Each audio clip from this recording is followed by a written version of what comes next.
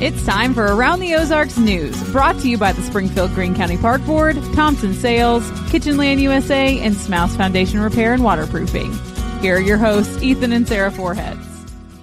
Hey, good morning. It is Sarah and Diana. Ethan is off down in Texas, actually, helping with the flooding recovery. And speaking of, that is our top story. So we will jump right in. But thank you, Diana, for being here. You bet. What a crazy story. I guess you've seen the video continues to come out from Texas. Missouri is there. Lots of people from Missouri there helping, including Convoy of Hope, but also a search and rescue team from Missouri there, helping really with recovery efforts after the 4th of July flooding, flash flooding that claimed many lives. Right now, we know that they have gotten more rain in that area, which is making work very difficult. The Missouri team is now what's called a Type 1 team at the request of FEMA. So that's the highest level. They're going in as they can. An additional 35 members were deployed as well. And I don't know if you, Diana, happened to see my pictures last night that I posted on Facebook and Instagram, but Ethan captured these shots from basically the riverbank. And it is, it is hard to look at. It's hard to look at the pictures. No, I didn't see them. And he just like stumbled on it. He's there. He's doing some media stuff. And I have not seen the pictures anywhere else. Like, but it's essentially right along the riverbanks, just all these crosses that people have set up. I'm looking at it right now. Oh, I can't. In fact, I thought about showing it. I was like, you know what? People can go see it if they want. But I just about came undone when he sent that to me yesterday. Wow. From the riverbank. It's kind of neat that Missouri is helping so much. Like our team is there helping, the Missouri search and rescue team. So that's cool. They are highly trained. And I'm just glad that we have a handprint. Yeah. I came here from Texas, so I love it. Police in Republic, this is interesting, are investigating a potential case of someone shooting a picture through a window of a child while he or she was changing clothes. Right now, this is just a claim on the homeowner's part, so they don't have anything like evidence yet, but police are, of course, investigating it. They're reminding people, though, either way, to make sure that you're always using blinds and curtains in your house, especially in changing areas. We'll keep you posted as we learn more about that. Yeah, I'm the worst at that. Are you? Oh my gosh. Now my husband will be listening. He's like, shut the blinds. Yeah. Why? Yeah, I'm the worst. You think no one's watching, but I feel like someone's watching you. They probably are. I may be covered like crime in courts for too long, but I am not the worst. I am like, shut the blinds, lock the door. Like if I'm running in my house for 5 seconds, I will lock my car door. And my front door. It's not like I'm prancing around naked throughout the house. It's usually I'm just like, okay, quick. And if someone really wants to get a look, it's only going to be like a second because it's usually from me to the shower or something. Yeah. But it's funny though. Usually it's not it does that to females. What? After you have children. Oh, for sure. Because the whole world just comes into the dadgum hospital room. Oh my gosh. I remember for years, I was like, I only want a female gynecologist. And I know this totally went a different direction, but for years I was like, I only want a female gynecologist. Well, then I got pregnant and then it was like, nope, it's fine. The dudes work too. They probably, they don't have the same parts, but it's fine. Oh, gosh. This is taking a turn for the worse, Sarah. Yeah, it has, but it's funny. And that's why I love you as the guest host, because it could just go anywhere. And we needed to be lightened up a little bit. Ethan could go anywhere too, honestly. His conversations, sometimes I'm like, what do we just step in? Are we just your best ofs? Yeah. Your best ofs were a hoot. All right, okay. Now on to this. On to you. Yeah, work is still underway along Highway 65 south through Ozark, but engineers say it's moving along as planned. Crews are widening Highway 65 through northern Christian County, going from 2 lanes in each direction to 3 throughout Ozark. The Highway 65 road widening project is expected to be done early November. And if you've been to Branson and to Whitewater and Silver Dollar City and all the things, you've experienced that, haven't you? Yes. I'm so excited for it to be done. Me too. Mainly because I have a new driver and it's so narrow. Same. That's You're mainly why. Yeah. I'm like, everybody's sucking. Yeah. Oh my gosh, mine almost took off this side of the Oh gosh. side mirror just pulling out of the driveway the other day. And I'm like, Yeah. do not kill our garage door. All right. Also, this is so sad. A Springfield icon has passed away. Roseanne Bentley has died at the age of 89. She was legacy in Springfield, former state senator, county commissioner, and teacher. Roseanne has been battling Alzheimer's for several years, and she leaves an amazing legacy here in the Ozarks. I remember interviewing her like in my early days at KY3, and she was sharp as a tack and such a go-getter. And she was like always smiling. I mean, she just was always joyful. And I didn't know her well, but I worked with one of my colleagues who did know her well. And just such a sweetheart. And I know I was sorry actually to see her go, surprised when I saw that she passed away. By the way, I did not realize that she was 89. No. Because she seemed so vibrant up until, I mean, you know, it's been years since I've seen her, but she was always, like you said, smiling and just, I don't know, a whippersnapper.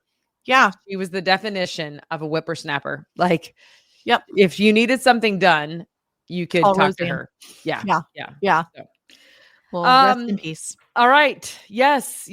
Now to this, a big day for Victory Mission and Ministry tomorrow. They're going to be breaking ground on a new Victory headquarters. State legislators and some local community leaders are going to be there at the ceremony tomorrow afternoon. The $22 million project will replace Victory's current shelter that is actually 70 years old. So this one will be much more modern and still the same mission, helping the homeless get out of homelessness permanently.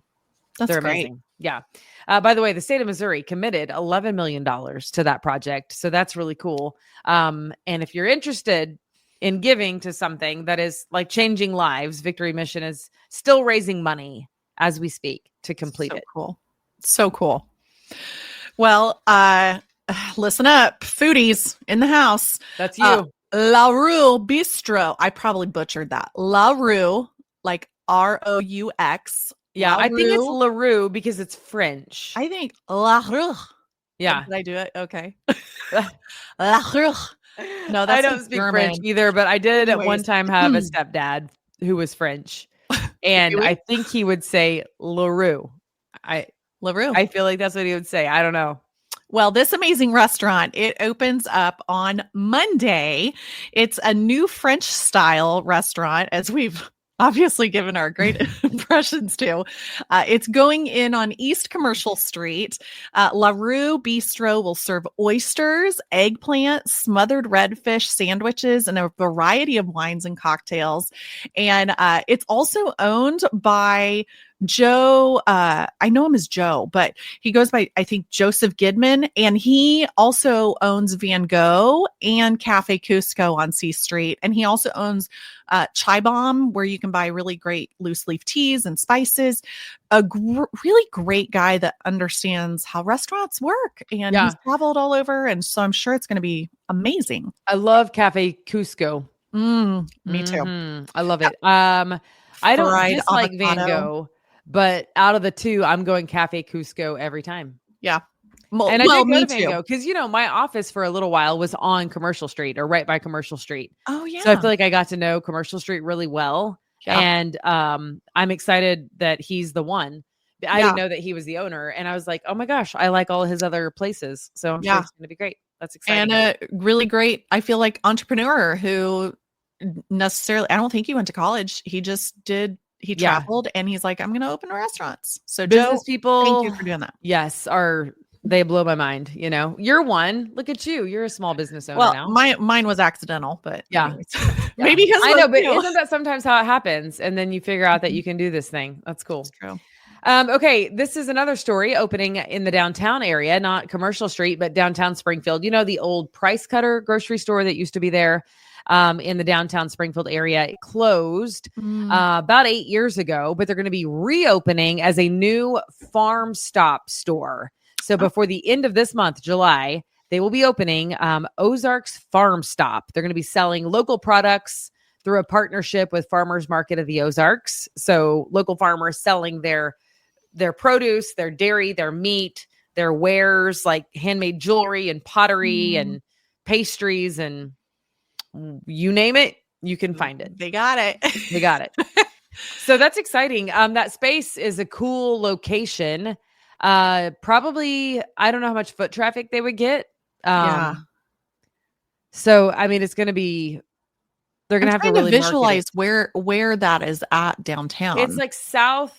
You keep talking and I'll find it. Okay. But well, I just want to say I was at Price Cutter the other day and I literally just had to buy a lemon and some ground ginger. Don't ask me why. Anyways, I needed it for a salad dressing I was making and I ran out of my lemon and I stopped in. I literally spent less than $3 and the guy there in the produce section was so nice. And I just think there's something about shopping local, supporting local in our community. And I was going to say, even speaking of Price Cutter, if you're wondering what to do this weekend and maybe want to just be a fan guy or girl, you can go out to the Price Cutter Charity Championship. That is happening this weekend and presented by Highland Dairy Foods. And it helps raise, guess how much? Do you know how much it raises? Well, you probably do. Okay. I do because I've worked in the media for long enough, but yes, millions. I'll play your game. Millions. Yes. I mean, millions of dollars. It's raised more than 19.4 million for children's charities in the Ozarks. So truly amazing. Obviously the PGA and golf tour with the Corn Ferry Tour is happening. And if you're a golf fan, I'm sure you want to get out there and watch all the great golfers. So, it's so did you find out where this is? I did. Yeah. It's Walnut and South Avenue. Oh, so yeah. 401 South Avenue, but it's like at the intersection of Walnut. I mean, once you see it, you're going to know. And I just looked on Google Maps, by the way. It says the specific date is July 25th. Oh, so yeah. So it's coming soon. Like, 9 days away. It's exciting. Well, speaking of, I feel like other cool things happening downtown, Sarah asked me to grab a couple events happening that you'll want to put on your radar. This Thursday through Saturday, I think. It's the Toast to 10 because it's been Hotel Vandevoort's 10-year anniversary. Isn't it really amazing? It's amazing. It doesn't seem like it's been 10 years. That place is so cool. It is the coolest. I feel like that put like boutique hotels like on our radar of what a boutique hotel should be and looks like. I don't think I even knew what one was until we went there, but they have all sorts of fun stuff. They have, I think I saw here, they're offering $10 signature cocktails, some small plates, live entertainment, all happening Thursday, Friday, and Saturday. So go to aroundtheozarks.com, go on the event calendar and all the details and all at Price Cutter Charity Championship stuff is there. So that's fun. And congratulations to Vandevoorts, not Van Goghs, on 10 years. That's really something, you know? Thanks for being here. Yeah. Thanks for being here you know? And staying in business because that's not easy to do. So, no. All right. That's it. Thank you so much, Diana, for joining me. And thank you guys for tuning in this morning. And we hope that you have a fantastic day. Yeah. Happy hump day. Bye. Bye.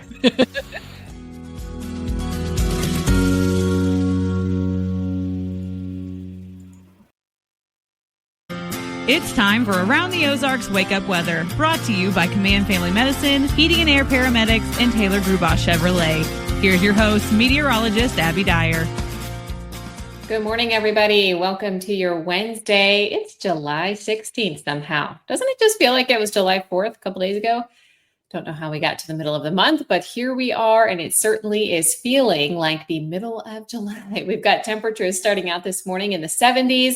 You know what that means. With numbers this warm to start, we're really going to see the temperatures warm up today. I've got 90s back in the forecast for this Wednesday and a whole lot of 90-degree weather heading our way, not only for the rest of the work week, but also for the weekend. So we are entering a hot and humid phase in the forecast, which is not all that uncommon this time of the year. With the hot temperatures comes the chance for some summer thunderstorms each and every day this week. I know I sound like a broken record. We've been saying there's this opportunity for isolated storms every day, and that chance is going to exist in the forecast not only today, but also tomorrow and Friday and Saturday and Sunday. It's just this type of pattern that we're in. We have a lot of heat, a lot of humidity. The storms won't be widespread, but if you can get a few to develop, they will have the opportunity for some heavy downpours. The heat turns up a little bit today. Yesterday, upper 80s for most in the Ozarks, and today we are seeing the numbers just turning the dial up a degree or two. That takes us to the low 90s. I've got 91 for the high temperature in Springfield today. I do have another opportunity for rain and storms, but the big story for storms today is going to be in our far northern portion of Missouri.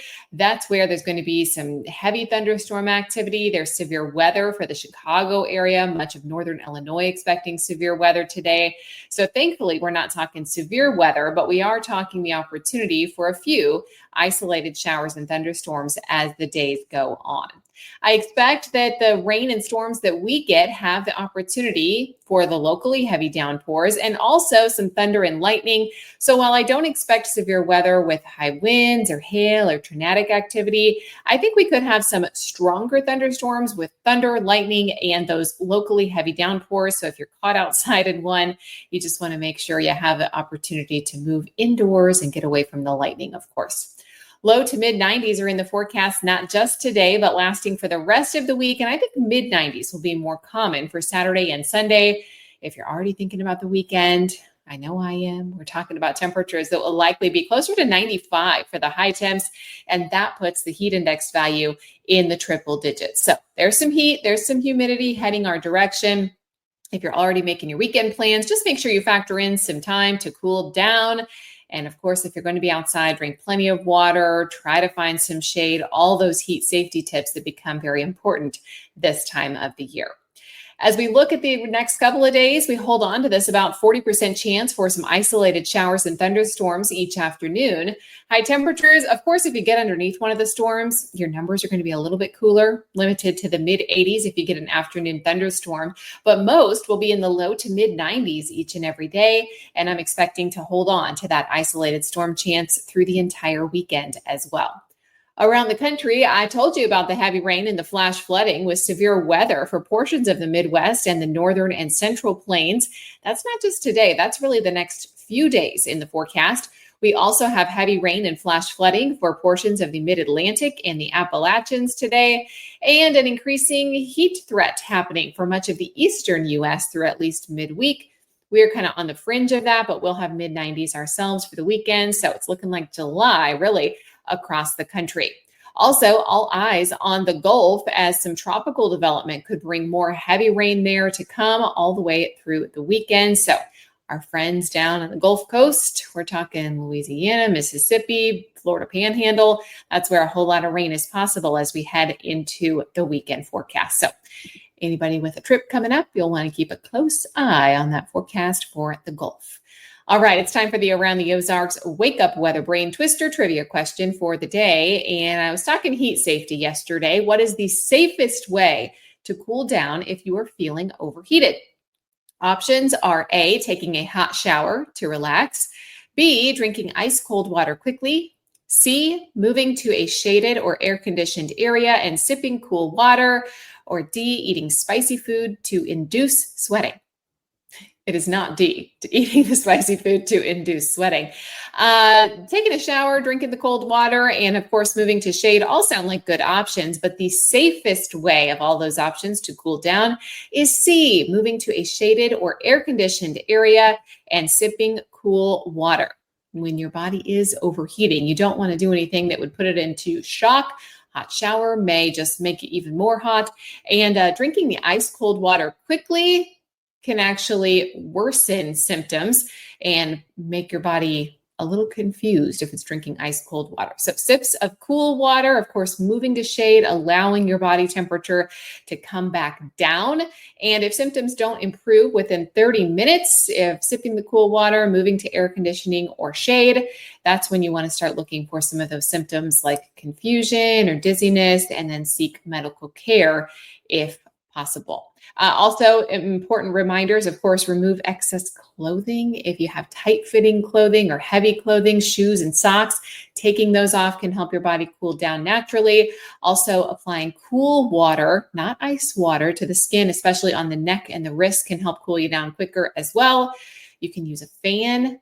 Hydrate the person with not icy water, but cool water, and elevate your legs if possible. If the person can lay down and raise their legs slightly to help with blood circulation, all of those good tips, especially with this heat wave heading our way for the second half of the work week forecast. All right, here's the quiz question that I'll leave you with for tomorrow. Which major international sporting event held every 4 years took place in July 2012 in London? Do you think it was A, the FIFA World Cup, B, the Summer Olympics, C, the Wimbledon Championships, or D, the Tour de France?